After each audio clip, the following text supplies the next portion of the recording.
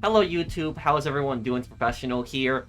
Welcome back to my playthrough of Black Ops 1. Hope you guys are enjoying this playthrough, and we're going to be doing WMD, which is probably the best mission in the game. I hope that you guys like my cosplay for this. Again, I dress up as the characters that I play as in these games, so I hope I did a good job on the cosplay that they wear in Mount Yamantau. They wore the white coats, yellow vests, gray ski mask, and I also put on the Focus, Mason.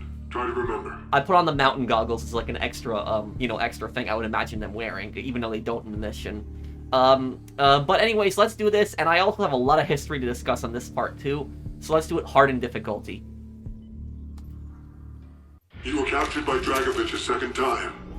Your unit was MIA in Laos, presumed dead. Your handler, Hudson, had no choice but to continue the hunt for Nova 6 without you. You went to Mount Yamantau. Fucking Soviet doomsday bunker. That's right. A fully operational military complex buried deep in the Ural Mountains. That's where Hudson was contacted by Friedrich Steiner, the Nazi scientist that developed the initial strain of Nova 6 for Dragovich. Hudson learned about the numbers there, the broadcasts. I've been there, Mason. I've been to the Yamantau complex. Oh my god, the numbers are real. They've always been real, Mason. This isn't a game. We face annihilation unless you cooperate. Where is the broadcast station?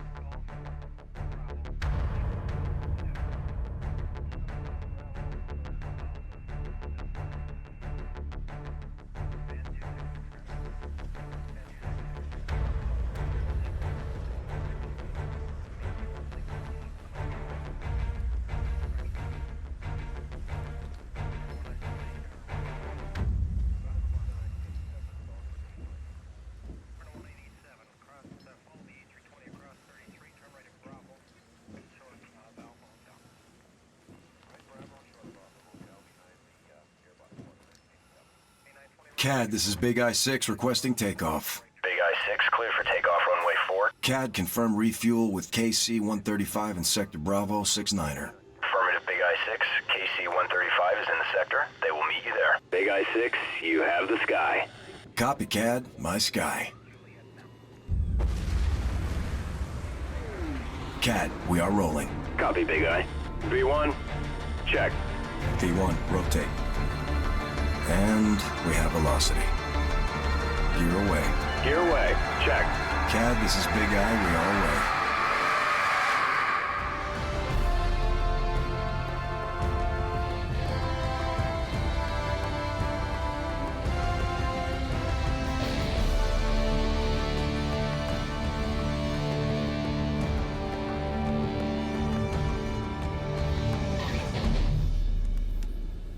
Okay, so let me talk about what's going on here and the and about the SR-71. So the Lockheed SR-71, this is a real-life aircraft that was built, and this aircraft was technically retired in the late 1990s. Pretty much one of the main reasons was that the Cold War was over, so the U.S. government did not really think they needed it anymore. But around 30 of these were built, and the SR-71 at the time was the fastest aircraft in the world. And if you want to know how fast this thing flies, this thing can fly from New York to Los Angeles in about 67 minutes.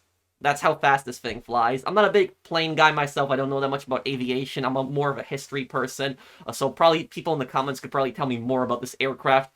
But what the SR-71 does, the SR-71 flies so high up in the air that it's near the edge of space.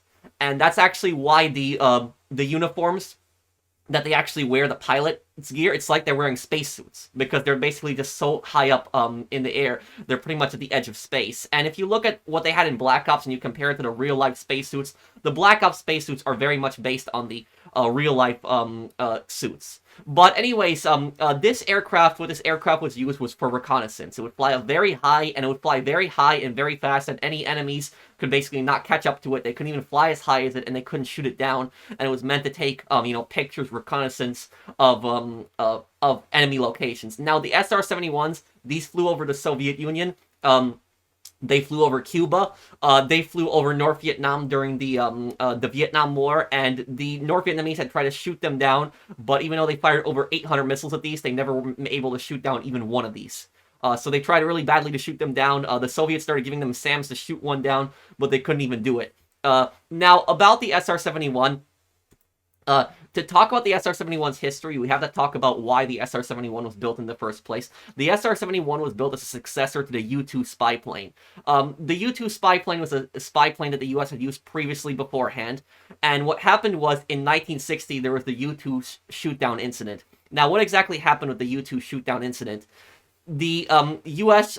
Government, specifically the CIA, they were flying a reconnaissance mission spying over the Soviet Union. So this U-2 plane was supposed to fly from Pakistan, and it was going to fly all the way through the Soviet Union, and it was actually going to go up to the Baltics, and I think it was supposed to land in Norway. That was its main route. But it didn't get there because the Soviets ended up shooting it down.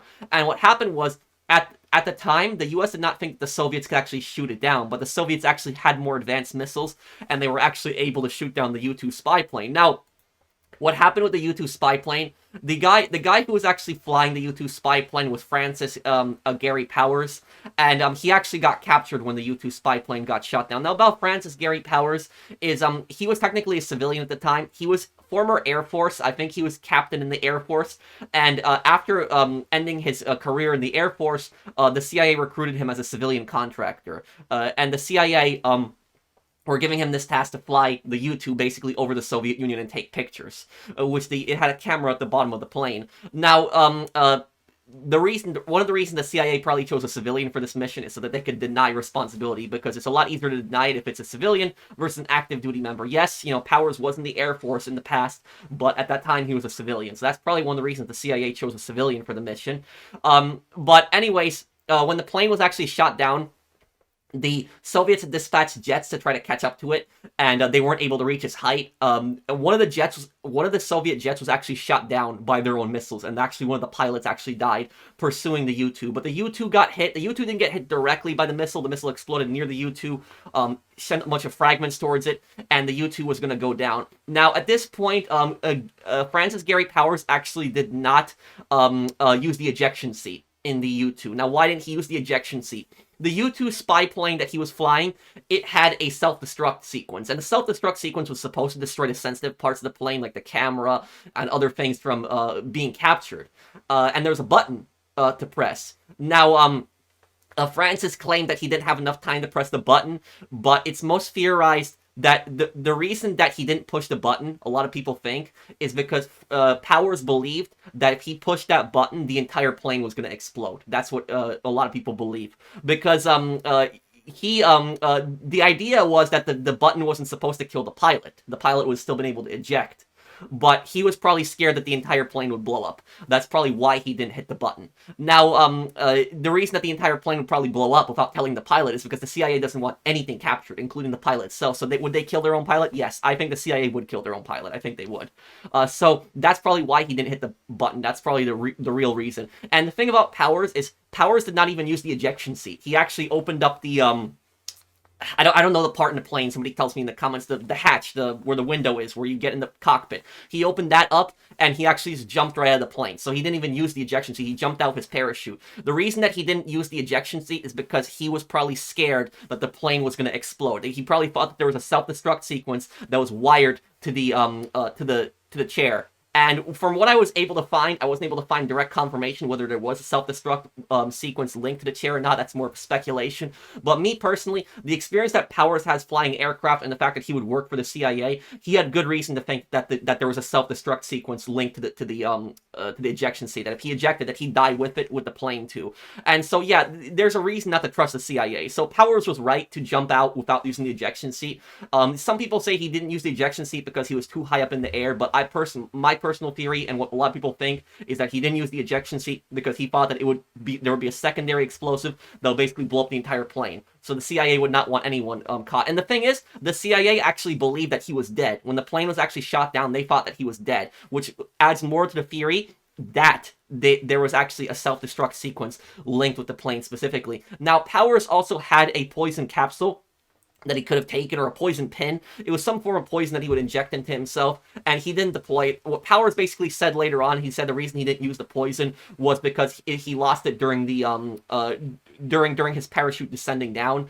But he probably ditched it. That's probably what had happened. And the reason that Powers didn't kill himself is for simple reasons. He wanted to live.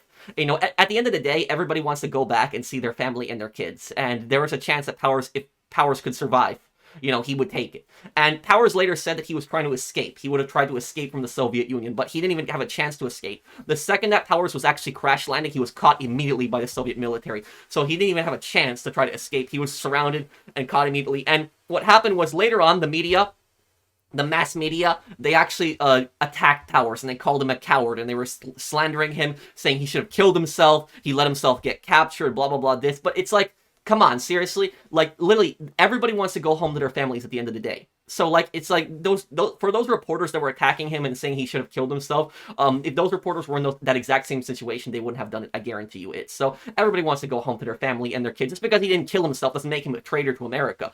Powers did not cooperate with the Soviets. He didn't give the Soviets really any kind of information when he was caught, so he wasn't a traitor. He would be a traitor if he basically gave the Soviets all the information, but he wasn't.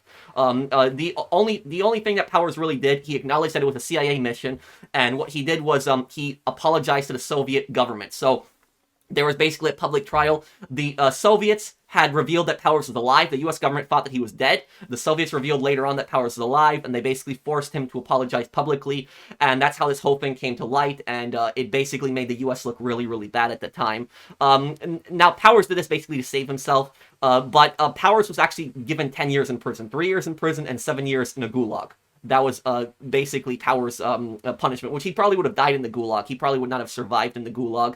But what ended up happening is the CIA actually visited Powers' wife, and they told his wife to basically, they were coaching her on what to say to the media, what to say to the reporters, and they tried to make it seem like they had a happy, you know, a perfect marriage. And what I read about Powers' family is I read that his wife had alcohol problems and that she actually broke her leg dancing with another man. I wasn't able to find it if she was cheating. It said she was drunk and she was dancing with another man, so I don't know if they were having marriage problems, but it was not the most perfect marriage, but the CIA wanted to portray it as like the most perfect marriage, that that, you know, he was a family man, and that his wife was loyal to him also. But so the CIA tried to cover up a bit of that stuff too. They originally tried to say that it was a NASA plane that just went off course, but the Soviets were pretty much able to show pretty quickly that it was a spy plane and that they had caught him. But what I will say about this is that President Eisenhower at the time, the Soviet media, Pravda was the Soviet propaganda media. It means truth in Russian. It was a communist propaganda media, newspaper and TV channel. About Pravda is that Pravda was basically claiming that the Americans had violated, you know, the Soviets, you know, sovereignty, the Soviet Union's sovereignty. They were interfering in their country, blah, blah, blah, this, which technically, yes, it's true. The U.S. was spying on the Soviet Union with the U-2 incident, but what they're leaving out is the fact that the Soviets were constantly spying on the Americans. And this is the thing about this is exactly what I mean. When I say that communists are masters of propaganda, this is exactly what I mean when I say communists are masters of propaganda. They will accuse others of what they themselves are doing. Because Soviet spies have been infiltrating America 20 years even before the U-2 incident had happened. So America has caught so many Soviet spies during the Cold War, it's ridiculous. And yes, the Soviets did catch some American spies during the Cold War, but the U.S. caught a lot of Soviet spies in its country. And the thing is, the difference between the Soviet Union and America is that if an American spy gets caught in the Soviet Union, both the U.S. media will get to report on it. But if a Soviet spy gets caught in the U.S., the Soviet media will never report on it. They will never acknowledge it. So they will pretend like it didn't happen. So they will only tell their people, oh, you know, we caught an American spy plane. We caught the pilot. But they will not tell their people at all about all of their own spies that have basically been caught in the U.S. They won't tell them. And if you want to know how bad the Soviet spying was, the Soviets were spying on us even during World War II, even when we were allies, when we were helping them. So during the Manhattan Project, when we were developing the atomic bomb, you can just look up an entire list of just different spies.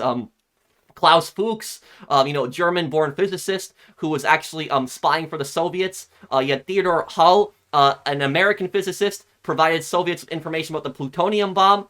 You know, David Greenglass, he also provided information Soviets about bombs and lab experiments, and Julius and Ethel Rosenberg, they were actually a couple that had basically given information to the Soviets about nuclear weapons designs, and both of them were actually executed. So both Julius and Ethel Rosenberg were executed. You had Harry Gold, who confessed to acting as a courier for Green Glass and Fuchs.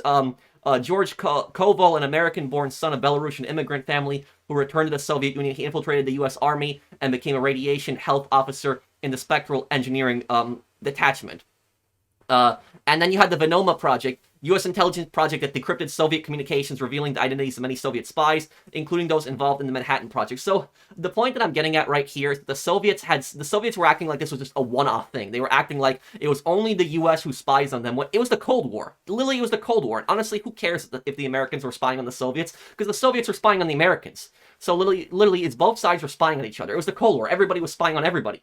So literally, the way the Soviets portrayed this, they acted like it was like a one-off thing, like only the Americans were spying on them, when it was nonsense. Like I said, the difference between America and the Soviet Union is that, yes, we did some questionable things. The CIA were scumbags, but in our country, at least, the media could actually report on stuff like this. If one of our spies got caught in the Soviet Union, we could report on it and we would acknowledge it. And the media would not be restricted. But in the Soviet Union, their media was tightly controlled and restricted, and they would never report on their own spies. And that's basically what communists will do. Is they're masters of manipulation. They're masters of propaganda. Nobody does propaganda actually better than communists. And if you want to know how bad the Soviet spy ring was, you can also find out about the Hollow Nickel case. The Hollow Nickel case, this actually happened in New York City, and this happened in 1953 when a little boy had actually found a nickel, and that nickel was too light to be a nickel. When he dropped it, it actually snapped, and a piece of microfilm actually fell out of it. He gave it to the police, who then investigated it. They weren't able to tell what the microfilm was or what the code was on it. They gave it to the FBI. This happened in 1953, and the FBI struggled with it for 4 years. So what exactly was this microfilm? It was traced back to a Soviet spy ring. So there was a Soviet-Finnish spy named Raino Haihanen, and he was a really incompetent spy. He was an alcoholic, and also, he was the reason that the coin was lost in the first place. He lost a piece of microfilm somewhere on the street. He wasn't able to find it, and that's how the little boy found it. Now, Raino Haihanen was actually working with Rudolf Abel, a British Soviet spy. Rudolf's job was basically to give information back to Moscow and the Soviet government about his contacts about nuclear weapon secrets. So nuclear secrets, other secret espionage secrets specifically about America. Rudolf was supposed to basically give this information back to Moscow. Now, Rudolf became impatient with Raino because of his constant alcoholism, constantly being drunk, and he kept complaining about Haihanen to Moscow.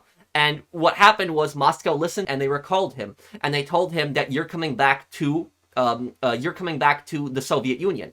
Now, what happened is when Raino was in Paris, he was supposed to take a flight from Paris back to the Soviet Union. He got scared, and he got scared that because he was being recalled, because Rudolf kept complaining about him, he got scared that they were going to execute him or arrest him when he got back to the Soviet Union. So what he did was, he contacted the American embassy in Paris, and he told them, I'm a Soviet spy, I'm seeking asylum, please help me, they're going to kill me if I, go back to the Soviet Union.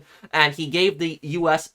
A bunch of information on different Soviet spies in the area, and he told them how to translate the microfilm, and that was in 1957, 4 years later. So the U.S. found out how to translate the microfilm, and the microfilm basically welcomed Haihanen to America and told him about some of his missions, but it was mostly useless information about him coming into America.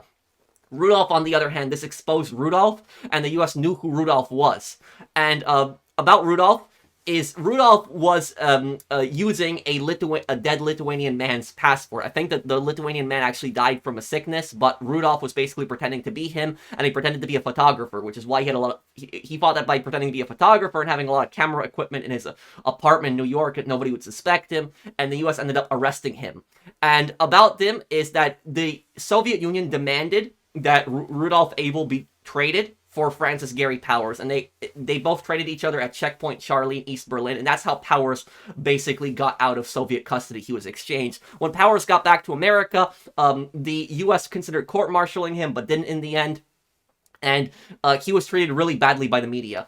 Powers was called a coward and a traitor for not killing himself, for allowing the plane to basically fall into Soviet hands, but he did what he could. That's basically it. And he was scared that the CIA was going to kill him. That's why he didn't activate the self-destruct sequence. He wanted to go back to his family. He didn't cooperate with the Soviets. He didn't give the Soviets any kind of important information. He was not a traitor. I think that Powers was a patriot. I think, he did what he could with the situation. I think the CIA basically just hung him out to dry. That's what I think about it. I think they treated him like crap afterwards. What ended up Powers' death was actually really sad.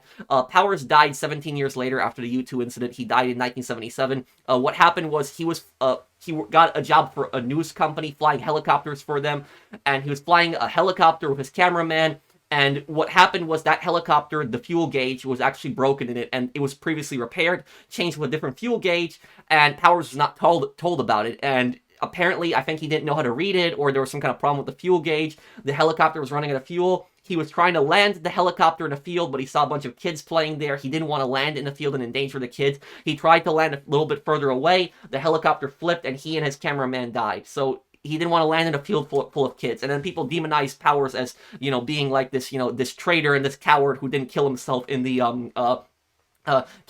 Soviet Union. So he was a patriot. He tried to do what he could. And like I said, the people that were calling Powers a coward for not killing himself, would they have killed themselves with that poison capsule? Would they have done it if they were, being parachuted out? Powers wanted to see his family again, but that was it. I think the CIA basically just ruined his life. But about the Soviet spies, about Rhino Heihanen, what ended up happening to him is he didn't live very long. 4 years later, he actually died in an automobile accident in Pennsylvania, and a lot of people suspect, because it was very mysterious, that the Soviets had assassinated him. The Soviets sent people to Pennsylvania and they killed him. Now, moving on, I wanted to talk a little bit more about the SR-71. The SR-71 was actually used to track D.B. Cooper. Now, who exactly was D.B. Cooper? D.B. Cooper is the most famous, probably the most famous plane hijacker in history. About him, he pulled off the biggest plane heist in American history, and probably maybe in history in general, because he never was caught. What D.B. Cooper did is he gave a fake name as Dan Cooper. He pretended that was his name when he boarded a plane. And back then in the 70s, this happened in 1971, you did not have to show ID. So you could basically say, my name is so-and-so, and they would basically let you on the plane. So that was not his real name, but he got on the plane, and what he did was, because security was not really tight back then, when the plane took off, he showed the flight attendant a briefcase, and the briefcase had a bunch of wires in it and a bunch of red tubes, and he said that this was a bomb. And he said that he's going to detonate the bomb unless the U.S. government gives him $200,000 in ransom, which is about $1.5 million in today's money. And so what ended up happening is the plane landed, and when the plane landed, he had released the hostages, but he still demanded the crew to be left aboard the plane, flight attendants and the pilot and so forth. Now, he was given the money on the plane. The authorities were scared to approach the plane because they thought that he would detonate the plane. And what happened was he told them that he wanted to fly to Mexico City. That's where he wanted to go. And what he did was he demanded 4 parachutes. And Cooper was very smart for this. Very, very intelligent man. I'm not defending what he did. The only thing I'm saying about Cooper is he was very smart in how he planned this out. Cooper demanded 4 parachutes. Now, why would he want 4 parachutes? Shouldn't he just want 1 parachute? The reason that he demanded 4 parachutes is because there was the FBI would basically think that he would force the crew to jump from the plane. And if they gave him a fake parachute, then one of the crew members could be given a fake parachute also, and they could die. So that is why he demanded 4 parachutes. By demanding 4 parachutes, he knew that all of the parachutes would be safe, because he could give any of the fake parachutes to the crew, and then this FBI would have basically murdered a civilian.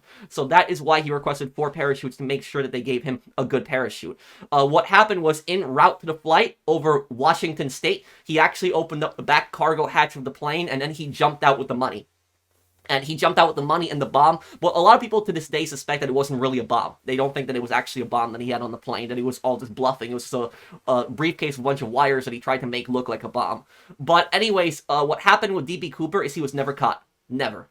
And the FBI and the U.S. government launched a massive manhunt to try to find him. And the U.S. government was so determined to find D.B. Cooper that they even flew SR-71s over like the woods in Washington to try to find him. And even with all that reconnaissance, they were never able to find him. Never. No one ever found him. No one ever found out what happened to him, what happened to the money. Some of the money was found a decade later in the Colorado River, so some people think that he died while parachuting out, but I don't think so. I think that he actually survived. I think maybe some of the money was actually scattered as he was escaping, or he left some of the money to intimidate the authorities, but DB Cooper being able to plan something like this out and asking for 4 parachutes knowing that they wouldn't give him a fake one, this was a very, very intelligent man. He probably had a very high IQ. Again, I'm not defending him. The only thing I'm saying about him is he was a very, very intelligent man in how he had planned this whole thing out. So I think he had an escape plan. I think he had this whole thing planned out, the region that he was going to jump in. He knew what he was going to do. He even probably had backup plans.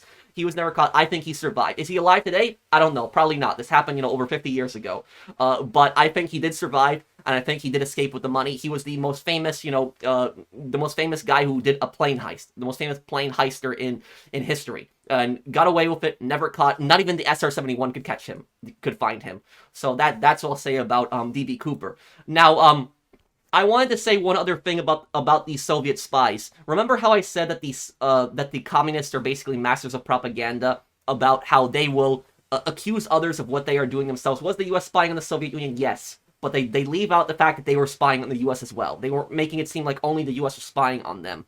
But Eisenhower, I thought, actually handled the situation pretty well in how he talked about it. Because when Eisenhower was actually asked to talk about it, what Eisenhower basically said is that the Soviets are accusing us of spying on them, but we have caught so many spies in our country. The amount of spies that we have caught in our country from the Soviet Union, the Soviets do not have grounds to stand on this by accusing us of being spies. And Eisenhower was right. And a lot of the Soviet spies in America, a lot of them were actually American citizens. They weren't even communists, but they're basically traitors that were basically being paid. So the Soviets were just paying them lots of money to basically spy and give away U.S. secrets. And there was so much cases of bribery and Soviet espionage and corruption. And Eisenhower, I thought, was pretty right in how he handled the situation. Basically, that's it. Is he said that the Soviets were spying on us. They had so many spies in our country, and they really don't have any reason to talk about powers when they themselves were spying on us since World War II, basically.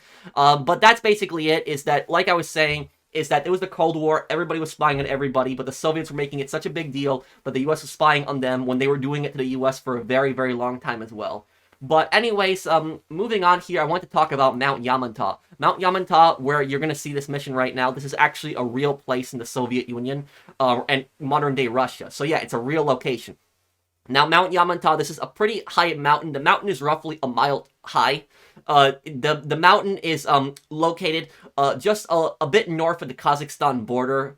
But about Mount Yamantau, is Mount Yamantau historically has some kind of Russian military base there. The Soviets had a military base there since the Cold War, but the US government believes that in the 1990s, the Russian government actually built some kind of giant bunker complex there, and civilians are not allowed to go in that region. So they're not allowed to go in that area, and the Russian government has not given clear answers on what exactly is there. They say that it's a bunker, that it's a food storage area, and they keep changing exactly what's there. The U.S. actually gave Russian generals tours of the Cheyenne, bunker complex, our own version of the Mount Yamantau bunker complex located in Colorado, but the Russians have refused to give the U.S. basically tours of the Yamantau bunker complex. But they have something there, and it's probably believed that the Soviets started building something there in the Cold War. We don't know what's at Mount Yamantau. The only thing we know is it's some kind of top secret base. Something is there. Most people believe that it's not a nuclear missile silo. Most people believe that it's some kind of bunker network for like the Russian leaders in case of a nuclear war. So basically, it will be their command center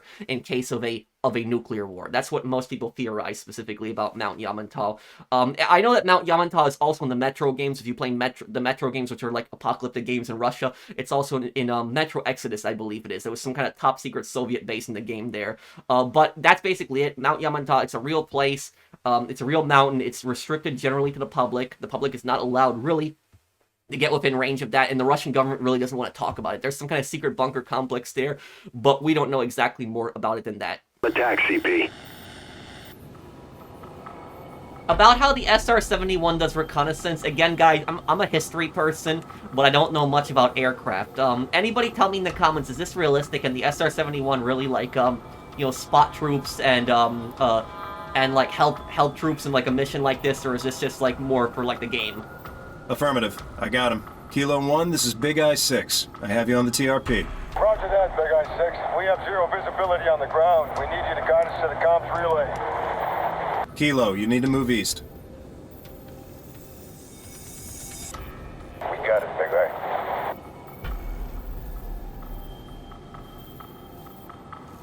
TAC recon, I see enemy vehicles inbound. Get the squad off the road. Looks like there's a structure to the north. Get them inside, CP.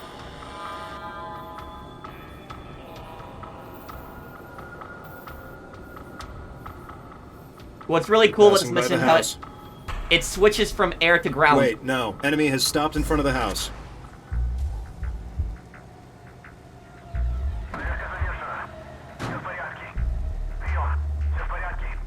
Enemy infantry incoming. Take them out.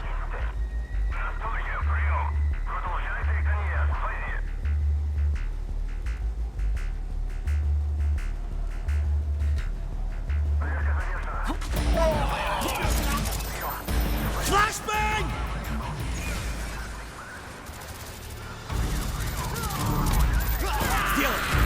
He's down! Я вижу! Удерживай их огнем! Вас понял! Target down! Kilo, you are clear. Kilo 1, the road is hot. Exit through the rear of the building. On our way, over. 2 targets sighted. Kill them. Roger, we got him.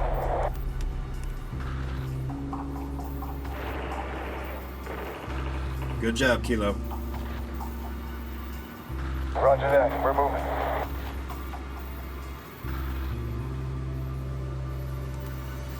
Move your squad onto the barracks. First objective is inside.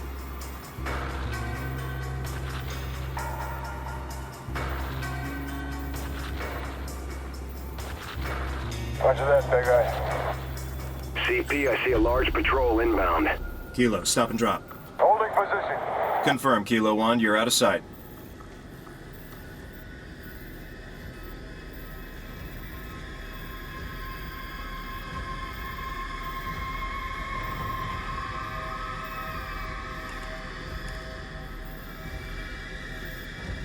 All clear, Kilo 1.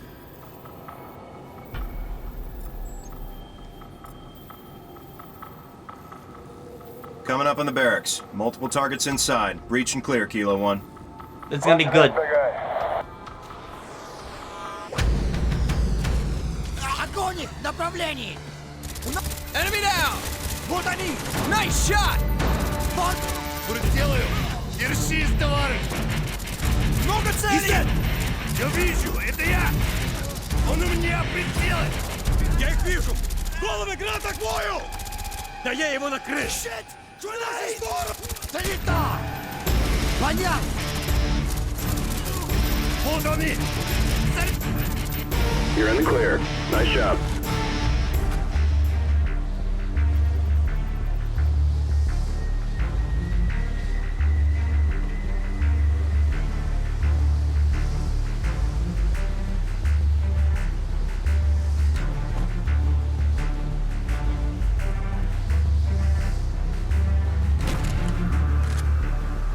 Internal comms line cut. Base is dark. Moving to second objective. Roger that, Kilo 1. Kilo, move north. Roger that. We're moving.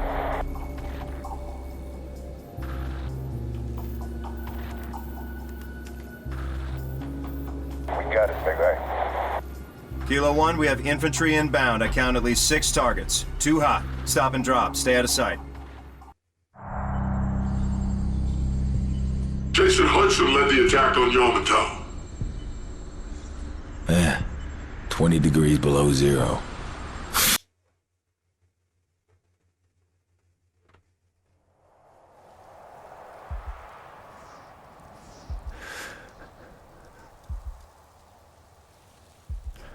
Stay low. Here they come. Hold. Hold.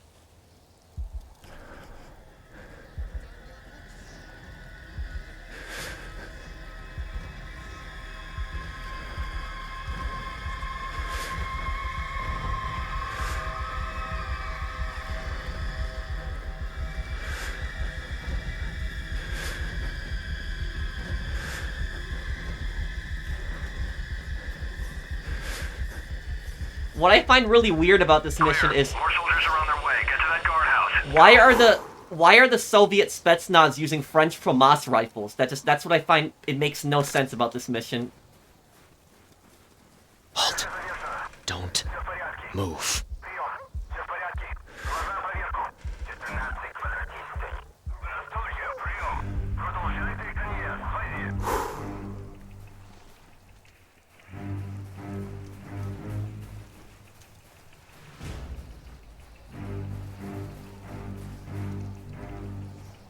Clear. Big Eye, this is Kilo 1. You still have us on tack? Affirmative, Kilo 1. Visibility has improved. We're starting our insertion, moving to the substation. Tracking. Big Eye sees 4 combatants entering the structure. Over. Roger that, Big Eye. We're going in.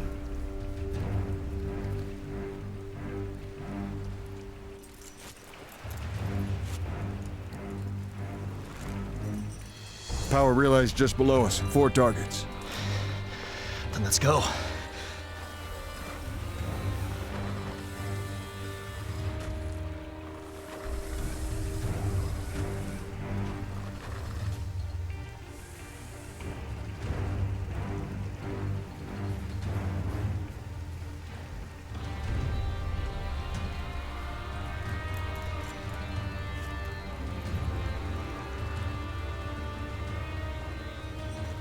Ready? Ready when you are.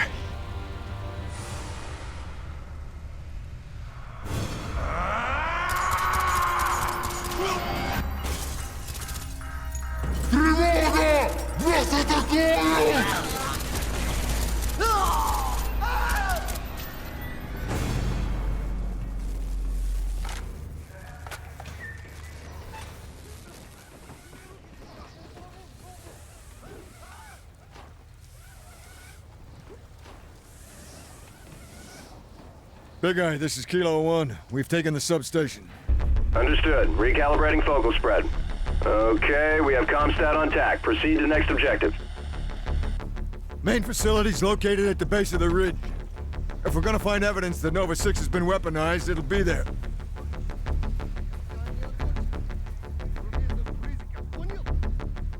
Конечно. Ему, небось, тепло.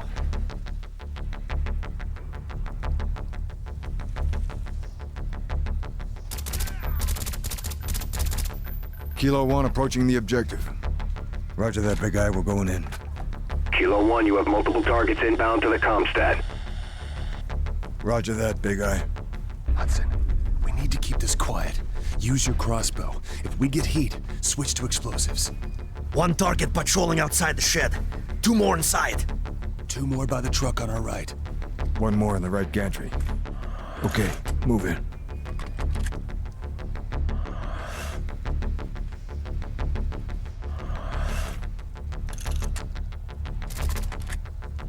Okay.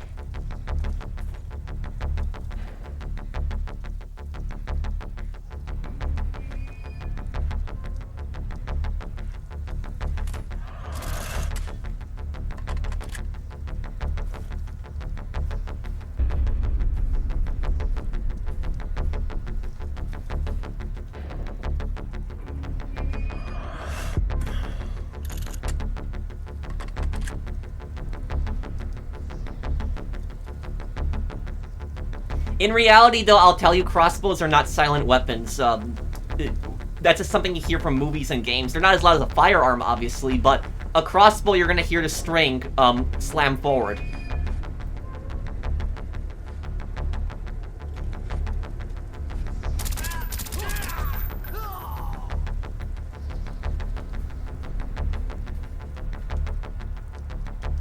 So this part, you can do this part complete stealth.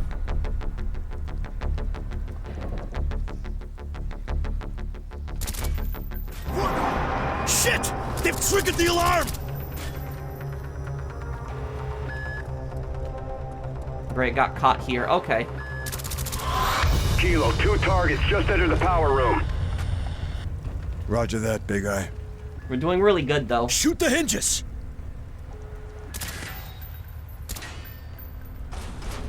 Огонь их! Направлении!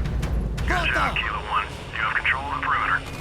Be advised, we have about 3 minutes left before we need to refuel with KC-135. Understood. Big Eye, Kilo 1 are at the Comstat. Copy that. Your team is in position at the window. We're in position. Тревога! Нас атакуют! Contact down! Будет сделано! Nice! Он ранен! Good shot! Скоро его не будет! Nice shot! Good work! Behind the desk! Enemy down! Copy that!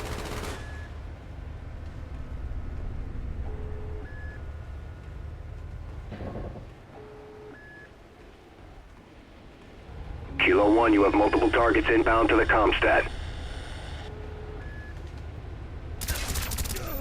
Target down! Санитар!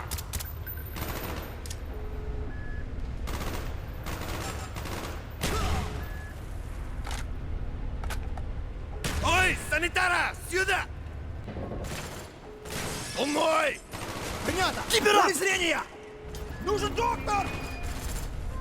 Подтверждаю! Recognize this place from Cold War? Yeah, because in Cold War you get to, you come back here. Take cover!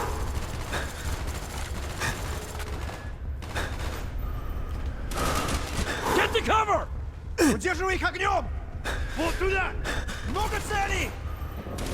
Он у меня прицелен! Подтверждай! Раненый! He's dead! We clear?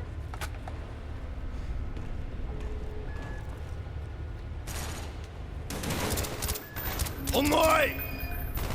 Будет сделаю! Вот он! Он раненый! Вот они! Вот он! Target down! Дозор! Да, вот! Он ранен! Contact down! Сделай! Легко! Я He's вижу! dead! Он в моем поле зрения! Подтверждаю! Много целей! Раненые! We're clear. Hudson, shut down the relay dish.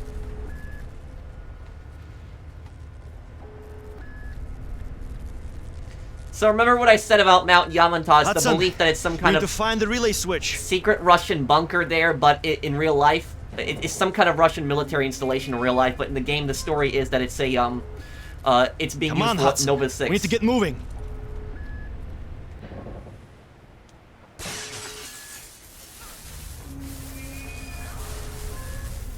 Big Eye, this is Kilo 1. Confirm that the relay is offline. Over. Affirmative, Kilo 1. All outbound communications have ceased. It won't take them Now about this part, pay attention to Harris. long to figure out we're here. Let's move. RPG on the ridge! Hudson, get off the ledge!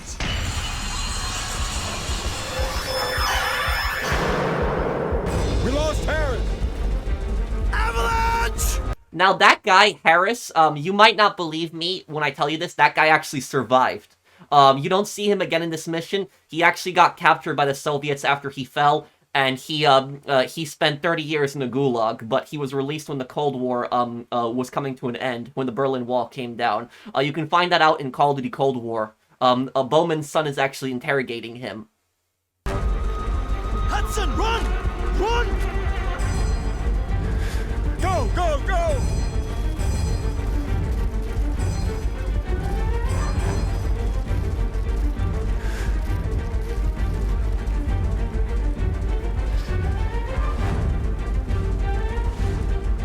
Oh, it's gonna be awesome, this part.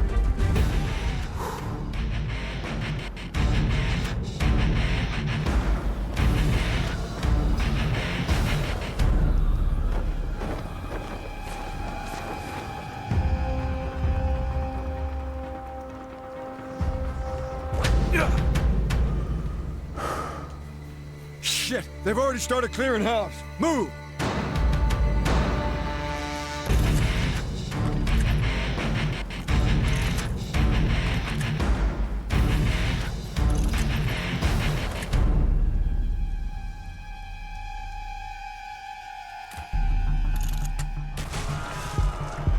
Enemies at the check! I got him! Скоро его не будет! Вас понял! Накрой их! Вот он! Да я его накрыл! See him by the shack! Понятно! Держи в поле зрения! Давай на поражение! Вот он! Enemy down! Он у меня на мушке! Вон они! Огонь их в направлении! Сделаю! Вот они! Идут! Вас понял! Он не жилы! Вот он! Меняй магазин! Понял! Вот он! Понял! Он в моем поле зрения! Hostile down! Вижу их! Он ранен! He's dead! Я их вижу! Вот они! Got him! Target down! Скоро его не будет! Он мой! Товарища ранило!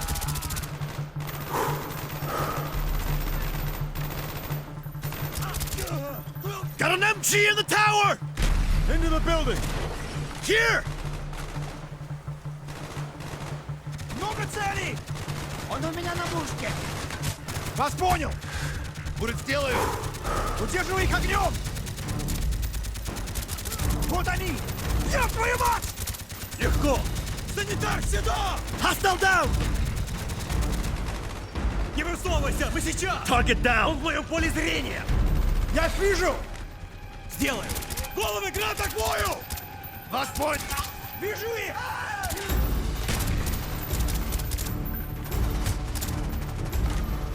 Бросаю гранату!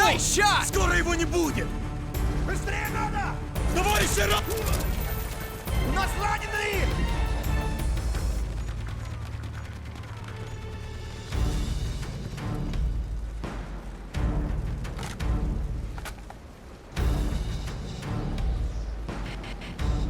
Hudson, do you see these wires? Yeah, running all through the facility. They've got the place rigged to blow! Make it fast, people. We don't have much time.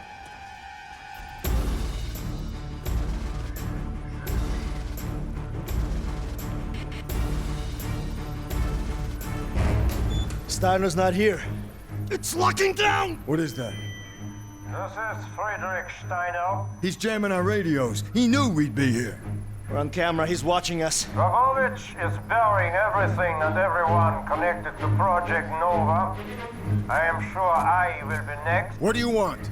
Targets marked across the states. All across America, Dragovich has sleeper cells waiting for the signal to release the Nova 6. Weaponized Nova 6. The numbers broadcasts. What do they In mean? 36 hours, the sleeper agents will receive their final orders. Only I can tell you how to stop the broadcast. I am at Rebirth Island, the Arrow Sea. We need to leave now. Choice is yours. Move! This place is ready. Whoa. First time I died in the mission, but it's We need to leave now. Move! This place is ready to blow. Много целей! Hostile down! Он у меня на мушке! Confirm! Осторожно, граната! Легко! Не прикрыть со спины!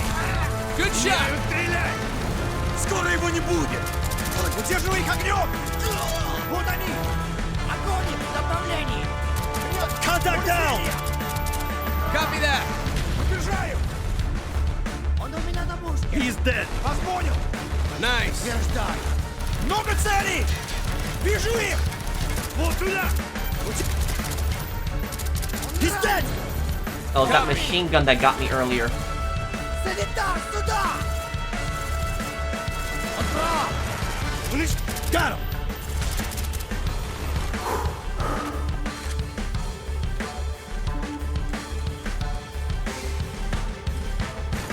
Weaver, drive. I'll get on the MG. Get us out of here.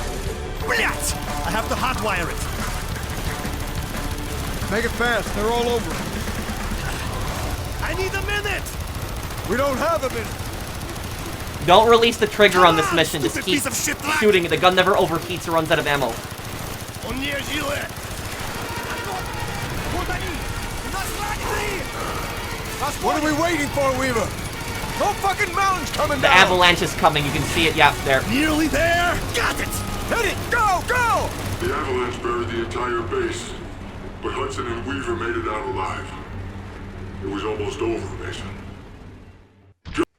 Okay, guys, so I guess I'll wrap it up here. I hope you guys liked this part, the history part. I hope you guys liked my costume for this part, too. I still have one more costume part. We're gonna be wearing the Vietnam, the Vietnam costume I've been wearing for the last few missions on the next part. But on Rebirth Island, we got a special costume that I'll be wearing on Rebirth Island. But anyways, I'll wrap it up here. Thank you guys for watching. I'll see you guys on the next one. Take care, everyone. Have a wonderful day, guys.